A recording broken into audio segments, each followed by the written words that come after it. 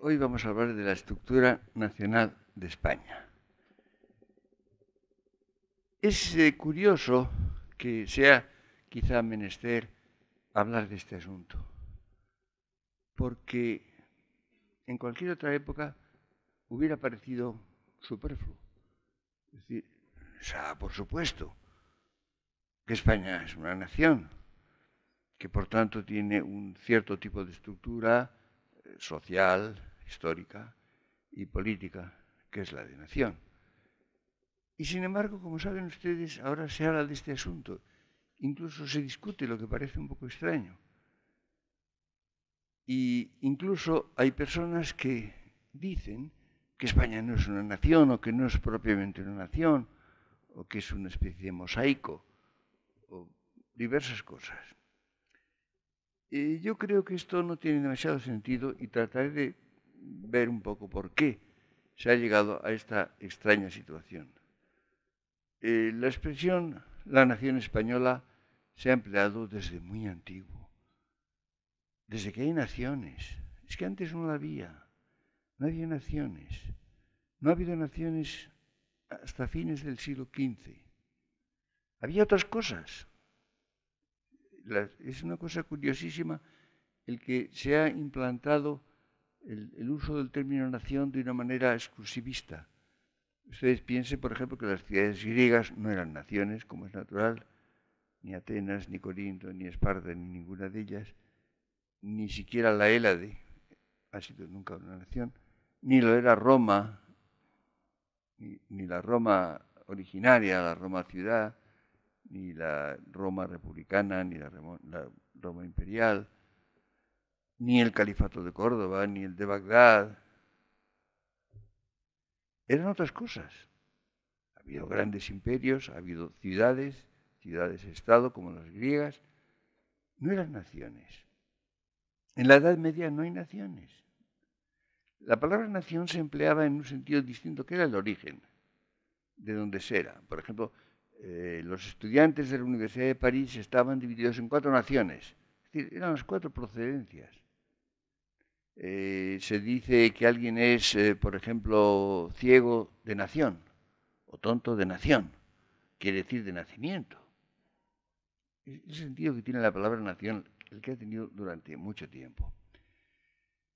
En el Renacimiento, al finales del siglo XV, se constituye una forma nueva de realidad política, de relación de los habitantes con el Estado, que es lo que se va a llamar nación en el nuevo sentido, en el sentido moderno de la palabra, que después se ha extendido de un modo enorme, de un modo también indebido, porque ustedes piensen, por ejemplo, cómo se habla de las Naciones Unidas. El nombre oficial es Naciones Unidas. ¿Son naciones? Algunas sí, otros son estados, estados de muy diferentes tipos. Ni siquiera, a veces no son propiamente naciones, algunas muy grandes. Es que era una nación la Unión Soviética. En definitiva, no. Es una nación los Estados Unidos, en el sentido de que se asimila en Europa a la nación europea, pues evidentemente lo es un Estado soberano muy grande, muy complejo. Incluso en la América hispánica, en que se emplea muchísimo la palabra nación, hay muchos que llaman Banco Nacional, todo se llama nacional. Propiamente hablando, no son naciones entre otros motivos porque la nación está definida, entre otros factores que después lo veremos, por una relación de extranjería que no se da en la América hispánica. Los diferentes países de América o se pueden llamar naciones, no es tampoco grave, de hecho se lo llaman. No lo son en el sentido primario, en el sentido claro que tienen en Europa y no en toda Europa, en la mayor parte de Europa, porque no son extranjeros unos respecto de otros. Es que el Perú y Colombia y el Ecuador y la Argentina y Bolivia son extranjeros unos respecto de otros, no lo son. Yo empleo la palabra forasteros, son forasteros. Es evidente que un argentino no es peruano, un peruano no es colombiano, un colombiano no es boliviano, ninguno de ellos es mexicano. Los mexicanos no son tampoco equivalentes, no son, tienen la condición que tienen los habitantes de América del Sur. Son forasteros, viven en una gran comunidad dentro de la cual hay países distintos con personalidad diferente, naturalmente. Además llevan muchos años de vida separada, imaginen ustedes. Los del continente son países independientes desde el primer tercio del siglo XIX. Han adquirido una personalidad fuerte. Se ha producido diferenciación entre ellos. Es decir, son caracteres que hacen que sean verdaderos países. Naciones propiamente no lo son. Y no son extranjeros unos respecto de los otros. En España, como saben ustedes, había los resultados de la reconquista, los resultados de la paulatina recuperación de la España perdida, que se van formando en pequeñas unidades, pequeños reinos, condados, ducados, principados. Pero lo importante es que la reconquista era reconquista de España. Es decir, la España que se perdió, la España perdida, que era la España visigoda, la monarquía visigoda, que era una unidad no nacional, no había naciones, pero era una monarquía unitaria. Eso es lo que se perdió con la invasión musulmana y es lo que se reconquista. No es que se reconquiste Asturias, ni Galicia, ni Castilla, ni Cataluña, ni Aragón, porque no existía nada de eso. Lo que se reconquista es España y se van constituyendo pequeñas unidades que luego se van ampliando por un largo proceso de incorporación, por varias incorporaciones, y al final se llega a los dos grandes reinos, Castilla y Aragón. Castilla mucho mayor, 5 o 6 veces mayor que Aragón. Cada uno de los cuales los dos reinos tienen además una prolongación exterior a la península. No olviden esto que es interesante. La corona de Aragón incluye las Baleares.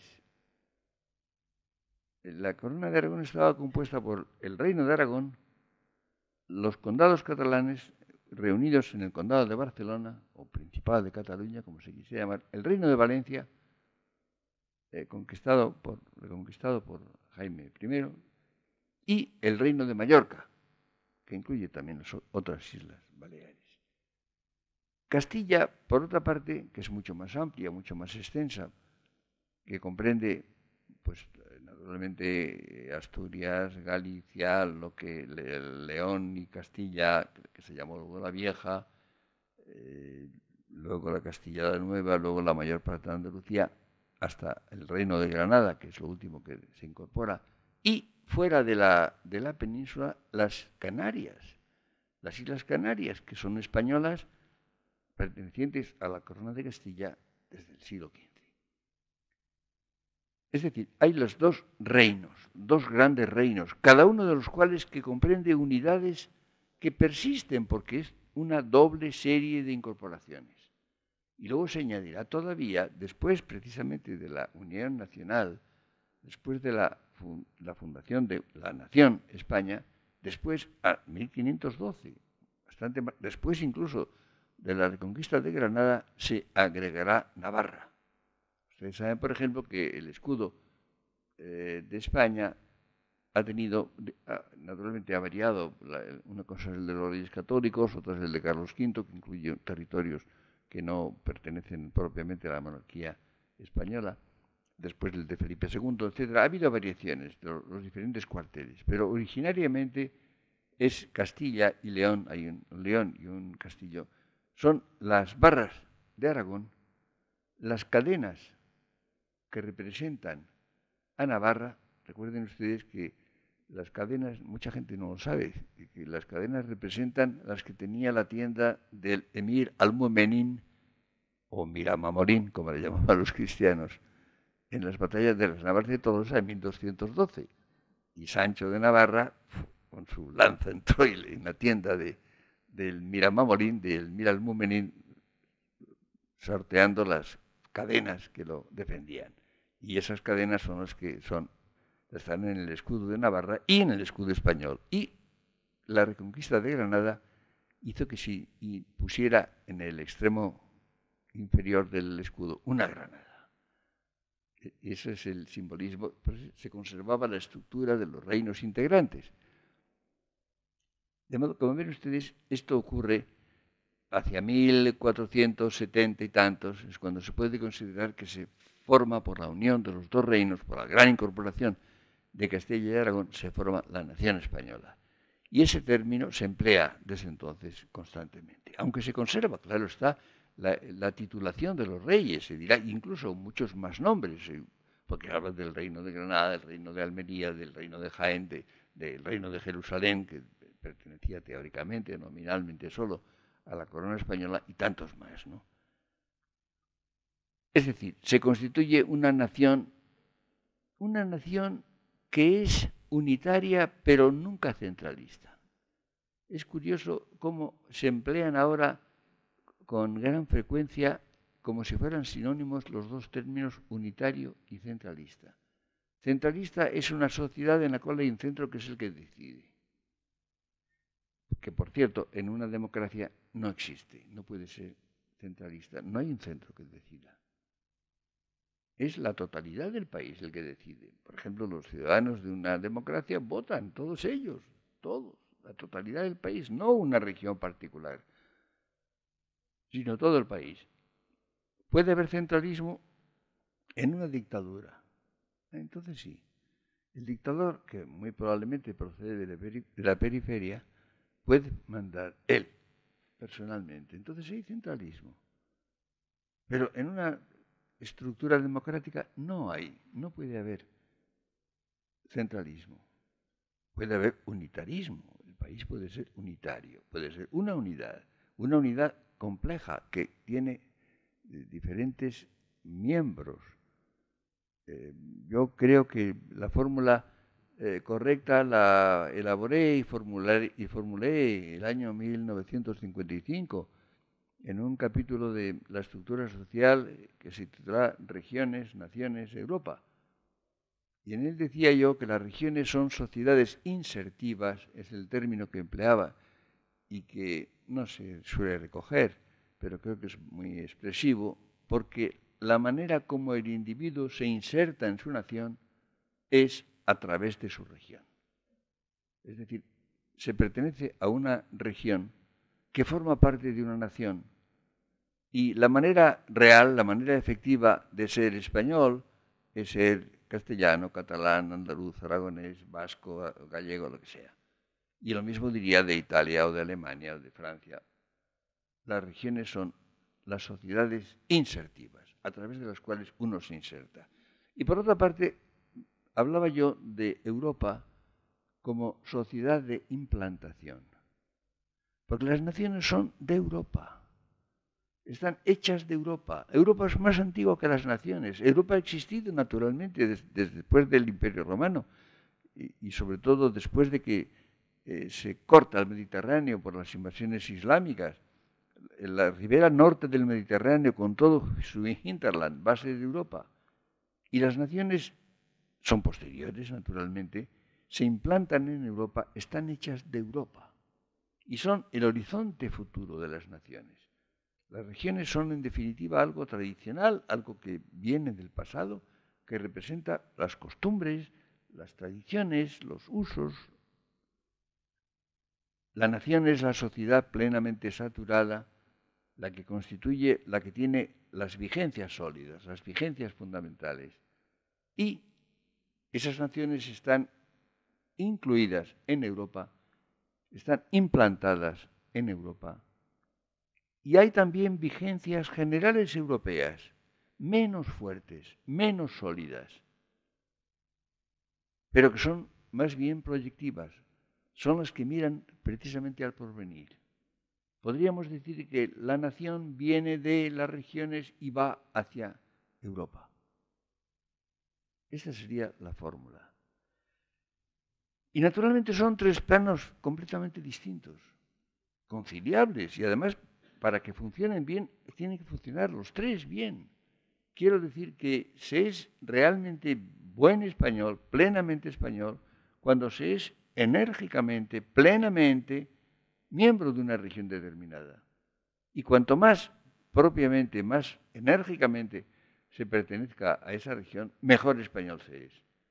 Pero por otra parte, el que es verdaderamente español, plenamente español, es europeo.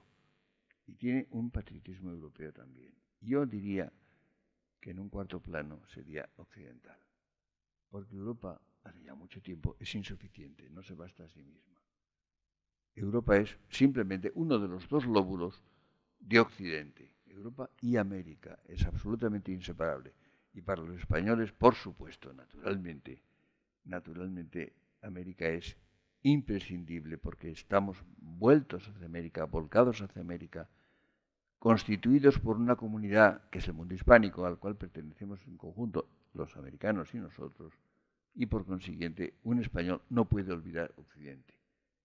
Hay naciones que llamo intraeuropeas, que son europeas y nada más, algunas son transeuropeas. Es el caso de España, sobre todo, y de Inglaterra. Y de Portugal también.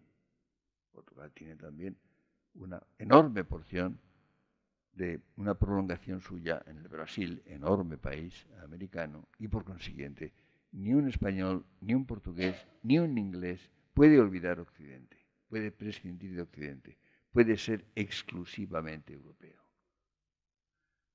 Esto, como ven ustedes, es bastante claro. Y cuando les hablaba a ustedes de las vigencias, ustedes piensen cuáles son las vigencias que conforman nuestra vida. Son vigencias primariamente españolas. Las vigencias regionales, que pueden ser muy reales y son vivas, son totalmente insuficientes. Es decir, es que nadie podría vivir simplemente con las vigencias extremeñas o gallegas o castellanas o andaluzas o catalanas. No, evidentemente no. Sería imposible. Se encontraría con que sobre la mayor parte de los asuntos no existe ninguna vigencia que oriente la conducta.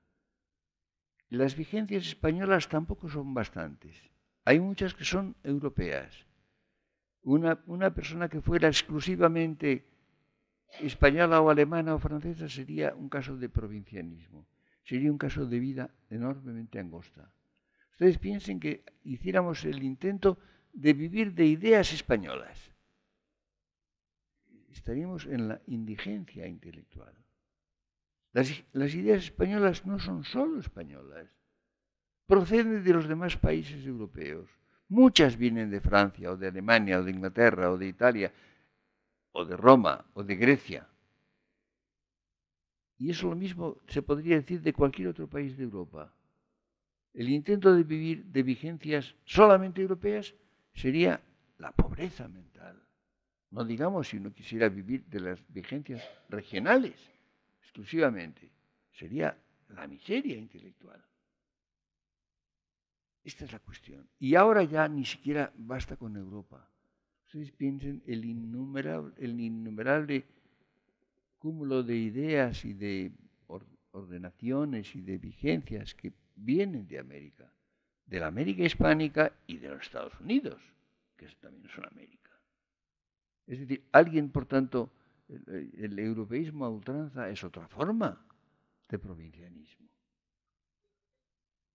Como ven ustedes, por tanto, la estructura del mundo occidental, tal como lo veo, insisto, el mundo occidental.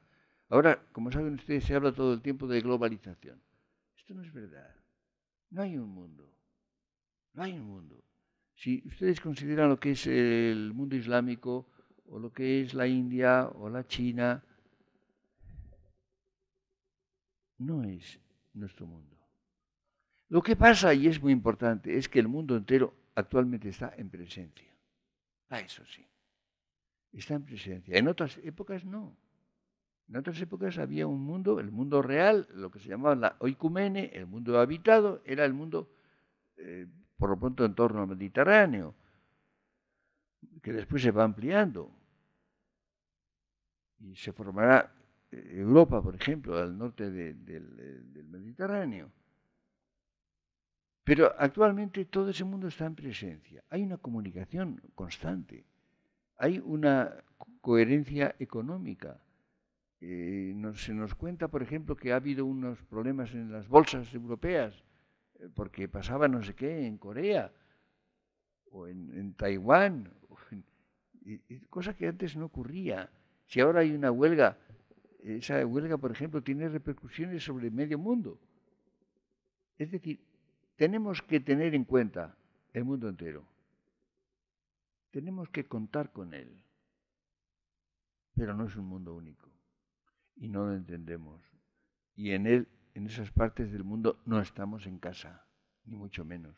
Dentro del mundo occidental sí, es nuestra gran casa, la amplísima casa occidental, europea y americana, con algunos países que están fuera de Europa y América. Piensen ustedes, forma parte de Australia o Nueva Zelanda, en fin. Porque hay unos principios occidentales de origen europeo que son válidos, son vigentes en esas porciones del mundo. Ahí sí, ahí podemos entender bastante. No entendemos nunca ni siquiera nuestra casa del todo, pero en fin, entendemos bastante. Sabemos por dónde andamos. Y nos sentimos en nuestra casa, en diferentes aposentos de una casa muy grande, la casa europea y la casa occidental, que es mucho mayor. Y las vigencias, las fuertes, las plenamente enérgicas, son las de cada nación. Son las españolas o francesas o alemanas, etc. Las europeas, que van siendo cada vez más fuertes, cada vez más espesas, cada vez más intensas, son más tenues, con todo. Piensen ustedes, por ejemplo, si ustedes comparan el conocimiento que tienen de lo español, si lo comparan con el conocimiento que tienen de Europa, para buscarlo más próximo, del resto de Europa, verán ustedes que hay una diferencia abismal. Saben ustedes incomparablemente menos que de España de algunos países de Europa. De los demás saben poquísimo, y no quiero ofenderlos, pero yo tampoco lo sé. Casi nadie, casi ningún europeo sabe cosa mayor de gran parte de Europa. Y de los países que son más conocidos se sabe poco, realmente muy poco. Entonces, evidentemente, el grado de pertenencia, el grado de intensidad y la fuerza de las vigencias, el vigor de las vigencias nacionales es absolutamente incomparable. Dirán ustedes, bueno, pero vamos hacia una Unión Europea que estamos elaborando y evidentemente hay una cantidad de fuerzas, de presiones, de vigencias europeas. La mayor parte son relativamente artificiales, quiero decir, la mayor parte son normas, leyes, que regulan, por ejemplo, pues yo que sé, la producción del aceite o de la leche o de lo que sea, ¿no? Del queso, del vino, o su distribución, o la distribución de los dineros europeos. Son cosas de tipo puramente económico o jurídico. Las verdaderas vigencias son las vigencias sociales. Son las vigencias que ejercen su imperio de una manera, diríamos, espontánea y casi atmosférica. Es decir, vivimos de una cierta manera, hacemos las cosas de una cierta manera. Nos vestimos más o menos ya, la gente se viste de un modo muy análogo. Tenemos una manera de comportarnos, una manera de relacionarnos los hombres con las mujeres, de una estructura familiar. Tenemos una lengua que hablamos. Primariamente, estas son las vigencias plenas, las vigencias sociales, las que constituyen una sociedad. Pues bien, las más enérgicas, las más fuertes, las más compactas, son nacionales. Por una parte hay las regionales, que son importantes, que son interesantes, pero son menor en número y menor en fuerza, y no condicionan nuestra vida más que de una manera relativamente secundaria. Y las europeas, o las occidentales, que también configuran nuestra vida, pero de otra manera, de una manera menos real, menos profunda, más tenue, más débil. Esta es la situación. Como ven ustedes, por tanto, la estructura nacional consiste precisamente en el vínculo de pertenencia del individuo a su sociedad. Recuerdo que Ortega dijo en la rebelión de las masas, ya en el año 30, que en cierto modo la nación es siempre democrática, aunque no lo sea el régimen político, porque en definitiva el que pertenece a una nación es un ciudadano de ella, es un miembro de ella, y hay como una unión del individuo con el Estado al cual pertenece, cosa que podría no darse en otras formas históricas y sociales. Eso es justamente la estructura. Y hay, por tanto, una apelación. Yo diría que quizá lo más importante es esto. Se vive desde la nación, se proyecta desde ella. Hay, por tanto, un espacio, hay como un espacio vital. Ustedes piensen, por ejemplo, si ustedes ven un pájaro, verán ustedes que hay pájaros que tienen una gran envergadura de alas. Parece que están hechos para volar a grandes distancias. Hay otros que hacen pequeños vuelos, cortos vuelos, que pueden estar incluso en una jaula. El problema está desde dónde se proyecta, con qué se cuenta. Hay una diferencia incluso entre naciones, propiamente naciones, entre las grandes y las pequeñas. No es lo mismo una nación grande que una nación muy pequeña.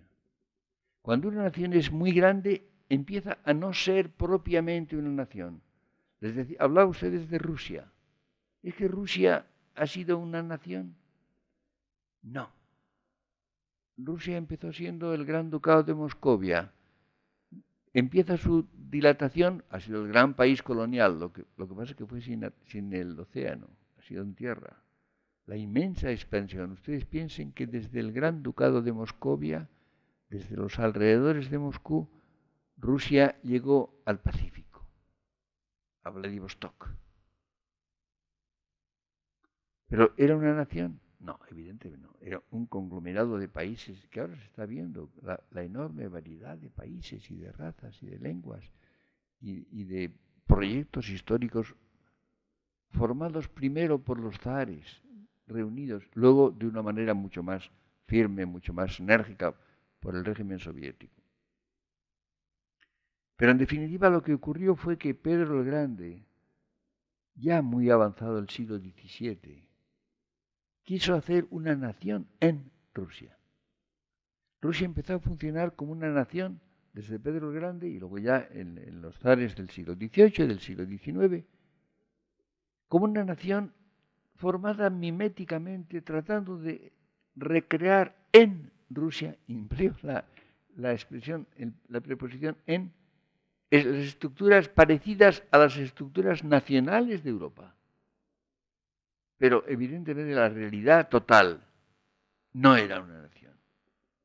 Se intentó hacer una nación en Europa que funcionó como una nación como tal, pero en definitiva no lo era. Porque naturalmente no había ese vínculo, no había esa pertenencia. Ustedes piensen, por ejemplo, que tan pronto como se ha hundido la Unión Soviética, se ha producido como una especie de tendencia a la dispersión. Y han empezado a aparecer países que no quieren pertenecer a, ahora se habla de la Federación Rusa. Ya Rusia aparece como una federación. Yo recuerdo, poco después de la caída del régimen soviético y del muro de Berlín, dije yo en un artículo, a la Unión Soviética evidentemente le sobraba el adjetivo, pero quizá no la Unión. Hubiera parecido más discreto que se hubiera conservado la unión que existía, que funcionaba. Y evidentemente la mayor parte de los fragmentos no pueden vivir separadamente, no tienen viabilidad. Había una estructura superpuesta, en cierto modo artificial, impuesta por el imperio zarista primero, luego después por el Partido Comunista, después que mantenía unidos a una serie de territorios enormes y países completamente diferentes, pero eso permitía el funcionamiento del conjunto, que empieza a no funcionar justamente por la fragmentación. Algo parecido ha ocurrido precisamente en América después de la independencia. Formaba parte de la monarquía española. España estaba presente de una manera, diríamos, radial en cualquiera de los territorios de la América hispánica. Esto no se conservó, esta unión y esta vinculación de unos con otros y con España no se mantuvo después de la independencia. Se produjo la fragmentación. Fenómeno parecido al que ocurrió con la caída del Imperio Romano. Es decir, es evidente que la decadencia de 4 siglos por el camino más corto, que sobreviene a lo que había sido la Romania, el Imperio Romano, después de la caída del Imperio, se debió primariamente, casi exclusivamente, a la fragmentación, a que quedaron países pequeños, aislados, incomunicados, con una escasez de medios intelectuales, empezando por libros, había poquísimos libros, y se produce una especie de regresión, de caída en el primitivismo, por la gran decadencia que dura por lo menos hasta Carlomagno, por lo menos hasta el año 800, son más de 4 siglos de decadencia. Decadencia que estoy seguro de que no era biológica ni mental.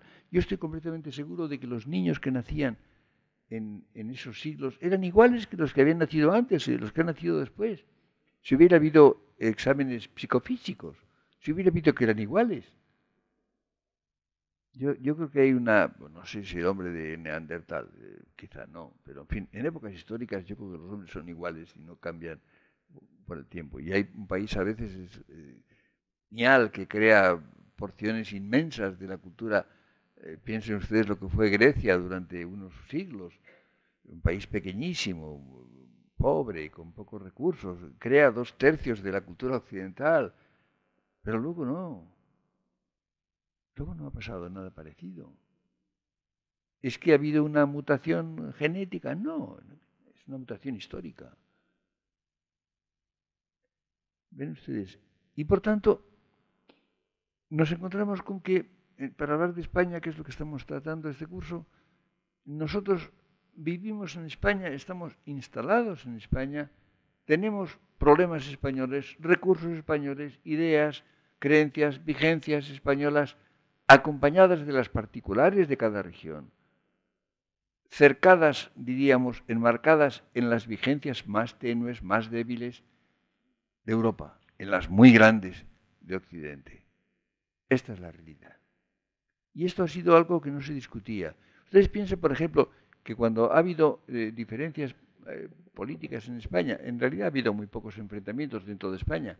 Los hemos tenido recientes, que es lo grave. Ustedes piensen que, por ejemplo, no ha habido la situación tan frecuente. Alemania, por ejemplo, o Inglaterra han estado en lucha interna, toda la Edad Media y todo el Renacimiento. En Inglaterra hasta 1688 ha habido una tensión y una violencia interna en Inglaterra. Francia tuvo todo el siglo XVI, es de unas guerras de religión realmente feroces y tremendas, ¿no? Si ustedes leen la obra de Montluc, por ejemplo, es espeluznante lo que fue el siglo XVI en Francia. Luego ha habido otras alteraciones muy profundas también, no digamos, y la Revolución Francesa, claro. En España ha habido muy poco. En España los reyes cristianos de la Edad Media luchaban muy poco entre sí. Luchaban con los musulmanes en el intento de hacer la reconquista. Había de vez en cuando fricciones entre Castilla y León primero, entre Castilla ya unitaria con León y Aragón. Es evidente, pero muy poco, muy poco. Y además se funcionaba como una realidad única. Cuando un noble, por ejemplo, del Reino de Aragón tenía problemas en su país, se iba a Castilla y vivía en Castilla, a la inversa. Se sentía dentro de una unidad que no era nacional todavía. Cuando se hablaba de reyes de España, no quería decir que fueran reyes de España. Ninguno era rey de España. Eran reyes en España, diríamos. Eran todos reyes, varios reyes de España. Los 5 reinos. La fórmula de los 5 reinos, que se usó tanto y que la estudió muy bien Menéndez Pidal, era el sinónimo de España. Los 5 reinos, quería decir España, que no era una nación todavía. Lo que pasa es que luego hemos tenido violencia reciente. Las guerras carlistas, la guerra civil de nuestro siglo. Pero no antes, mínimamente. Y cuando ha habido algunas luchas, por ejemplo, la guerra de secesión, después de la muerte de Carlos II, la guerra de secesión no es, como ahora trata a veces de presentarse, como una especie de guerra regional. No, se discutía si el rey de España iba a ser el archiduque Carlos de Austria o Felipe de Anjou, que fue Felipe V. Se trataba de discutir quién iba a ser el rey de España, de toda España. Y unos preferían a uno y otros preferían a otro, y se luchó por ello. Pero no tenía ningún sentido local, regional, en absoluto. Se trataba de la corona de España, se trataba del reino de España, de quién había de reinar en toda España. Esto se desfigura muchas veces. Pero desde fines del siglo XIX se pone en cuestión. Se ha empezado a poner en cuestión la estructura nacional de España, la realidad plena de España como nación. Hay gentes que dicen que España no es una nación, que hay un montón de naciones. Yo a veces digo si 17 maravillas pueden producir una porquería. Parece inverosímil. No parece verosímil, pero en fin. La cosa es curiosa. Y esto es muy reciente. Esto se produce, data de fines del siglo XIX. Hace más o menos un siglo, un poco más, quizás 110 años, empieza a haber unos ciertos brotes en que se pone en cuestión la estructura nacional de España. Y yo creo que las cosas conviene entenderlas. ¿Por qué se produce esto? Yo creo que hay las cosas humanas son bastante complicadas. Creo que hay varios factores. Uno de los factores es que hay ciertas porciones, no regiones, sino ciertos elementos, ciertas minorías de algunas regiones que sienten haber participado poco en la constitución, en la estructura nacional de España. Tal vez porque se han dedicado de preferencia a otras cosas. La distribución, hay diríamos también vocaciones particulares, vocaciones regionales. Si ustedes piensan, por ejemplo, en la cultura española, no sé, la proporción, por ejemplo, que ha habido de pintores y de poetas en Andalucía, y quizá podríamos decir en Sevilla, ha habido una concentración tal vez mayor que en regiones enteras muy grandes. Ha habido, por ejemplo, en algunas regiones una participación menor en las empresas militares o en la organización política. Tal vez porque se han dedicado a otras cosas. Por ejemplo, a la economía, a la creación de una industria, a la navegación. En gran parte, gentes venidas de fuera de esas regiones, cosa que es curiosa. Y entonces esto ha producido como una especie de cierto descontento. Es decir, se ha pensado que por haber participado menos en la constitución de la nación española, se considera como algo menos propio. Especialmente si se tiene alguna superioridad. Yo creo que la combinación de un sentimiento de superioridad y otro de inferioridad explica muchísimas cosas. Si alguien se siente superior en algo y se siente inferior en algo, si es razonable, pues lo reconoce y no le pasa nada. Y encuentra que es bastante normal ser superior en algo y ser inferior en algo. Entre otras razones porque uno se dedica a algo. Ustedes imaginen que una persona se dedica a la medicina y otro se dedica a la pintura o otro se dedica a ser escritor. Bueno, probablemente en el campo que no se cultiva no se tiene ninguna superioridad, se tiene a veces una neta inferioridad. Pero uno está contento con su vocación, con lo que ha elegido, con aquello en que ha tenido éxito, en que ha tenido realizaciones importantes. Esto no siempre ocurre. No siempre ocurre y entonces se produce una cierta actitud de rencor frente a lo que no se tiene o no se tiene en el grado en que lo tienen otros. Y esto es mala cosa.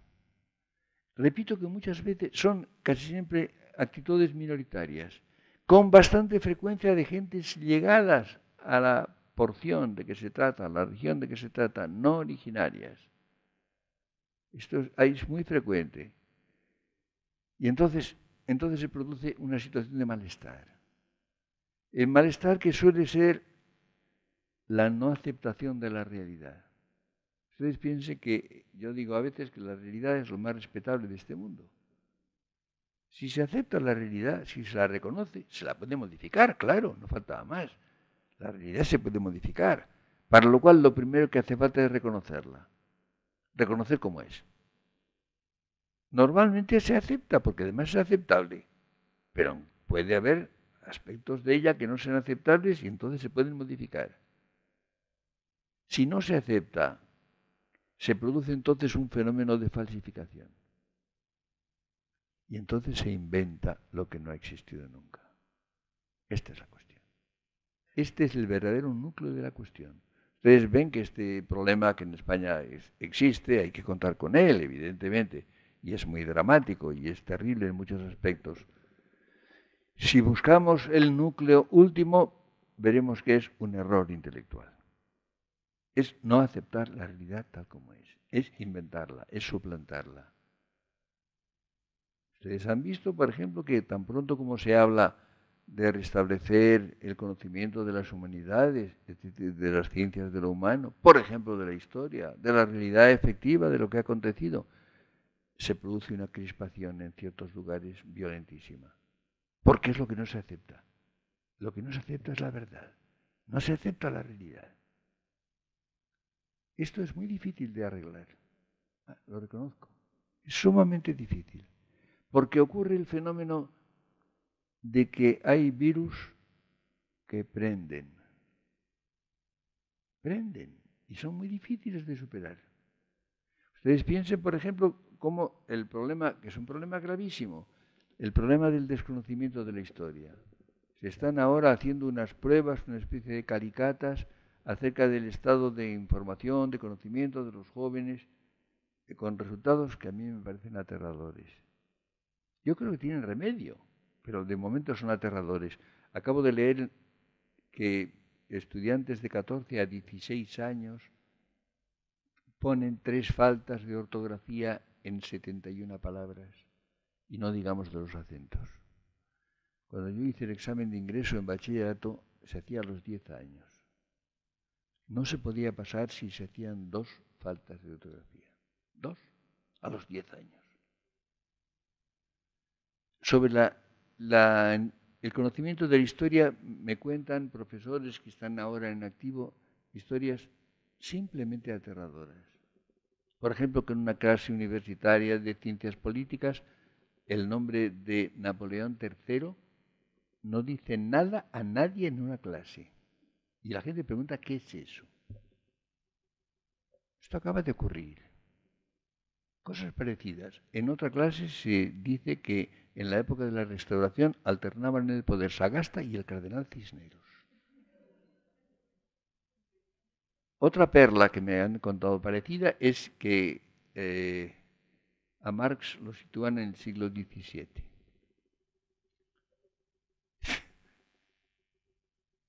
Este es el problema.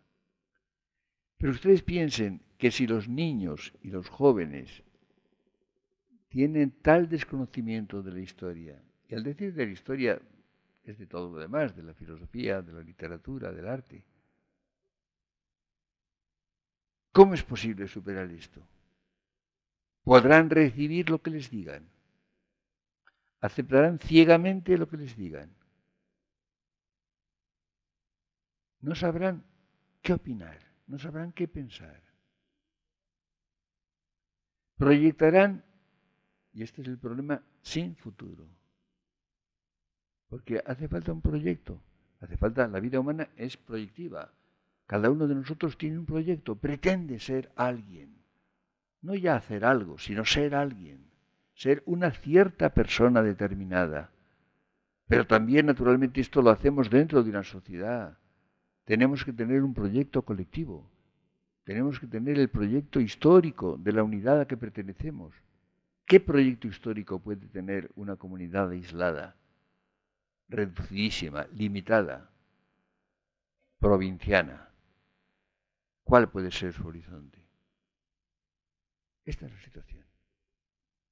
Como verán ustedes, España tiene una estructura nacional absolutamente definida, clara, la más antigua del mundo, porque la primera nación que hubo fue España, la primera nación.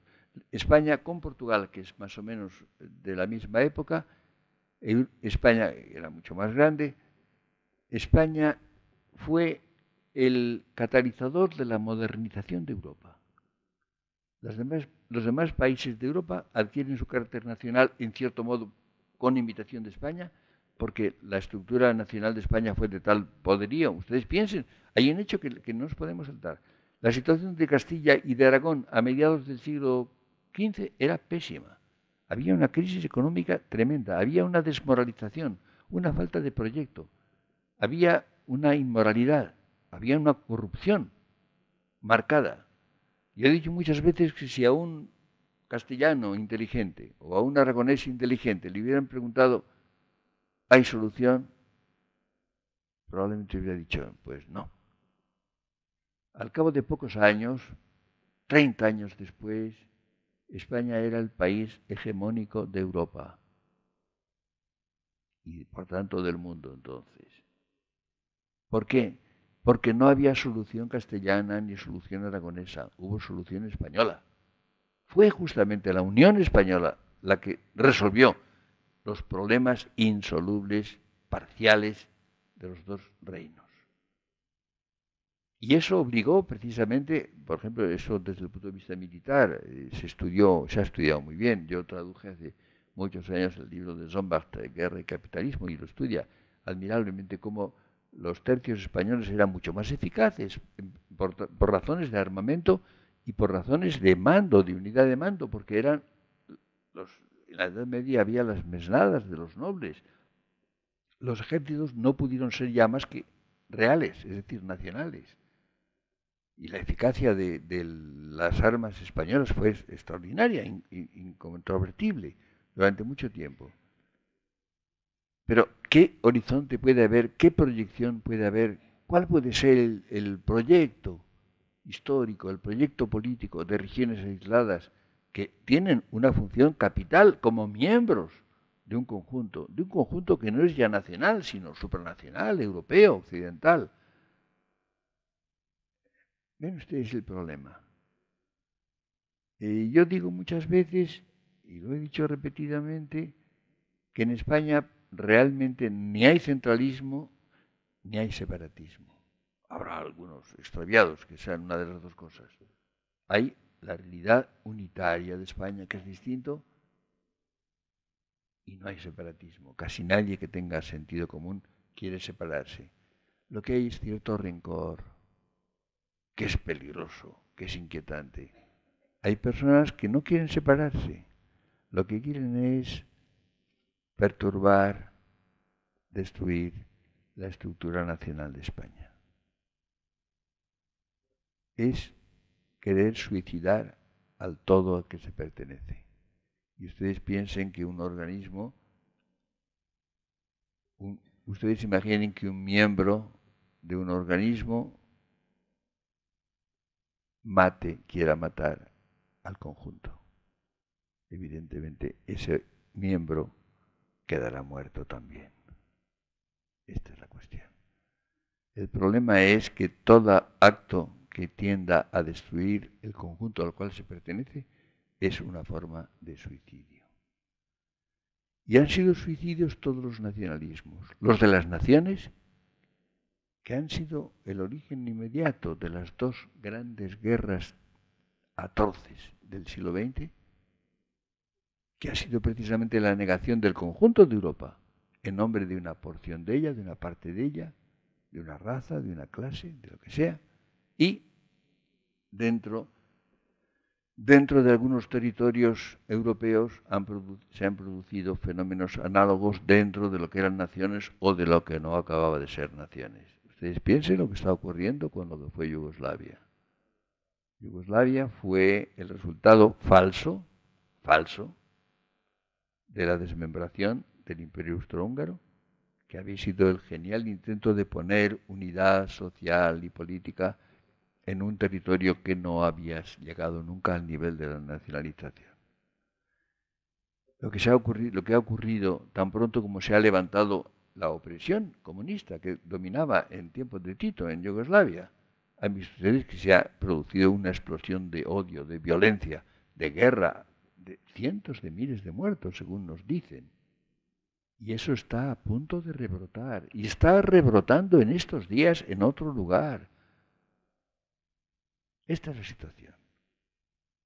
Yo creo, por tanto, que el descubrimiento de esa forma de participación que fue la nación fue un invento genial. Genial e insuficiente. Insuficiente. Pero el nacionalismo es la inflamación de la nación. Como el racismo es la inflamación de la raza. Se pertenece a una nación que está articulada en regiones con fuerte personalidad, que uno debe desear que sea lo más enérgica posible, que esa nación está implantada en el conjunto de Europa y esta en Occidente. Y claro, lo que sería peligroso, lo que sería aterrador sería la regresión a la prehistoria. Muchas gracias.